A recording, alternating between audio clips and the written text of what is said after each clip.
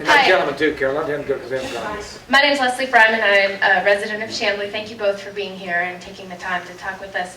I heard just today, I think, that Highwoods Property is going to continue pursuing their lawsuit to try to get Century Center annexed into the city of Brookhaven. And I know you all also just passed a bill that's on the governor's desk to sort of prevent that. And I was hoping maybe that you could just talk a little bit about it and enlighten the group on the issue. Thank you. Sure. Well, the issue is this.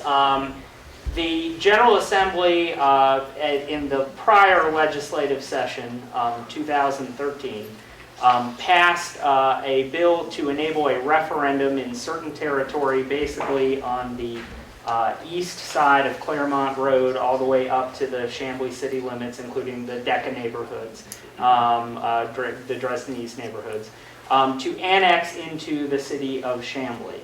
That included a referendum that went on the ballot this past November, and the citizens voted for it over 60%, over 65%, maybe? 61%. And well, before the referendum, but after the bill passed the General Assembly, we had the Century Center applied to the Century Center, which is the office development right off of Claremont, applied to the city of Brookhaven for annexation using the 100% method, which is a statutory annexation method that basically allows an annexation if 100% of the property owners want it and the city agrees to it. Then the referendum occurred, 61%, after all of that transpired, and in the meantime there was litigation going on between the city of Chamblee and the city of Brookhaven. Let's just start here. The General Assembly, back at the beginning of 2013, in the 2013 legislative session, made a promise to a group of citizens that if you vote for this, you and this entire territory that is within certain boundaries will be annexed into the city of Chamblee. Okay?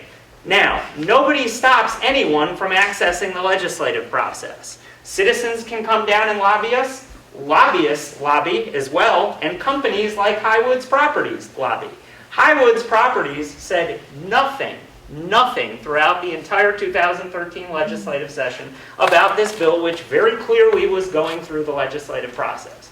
So we as legislators made a promise to some citizens that if you vote for this, this entire territory will be annexed in. They voted for it. They should get what we have promised them.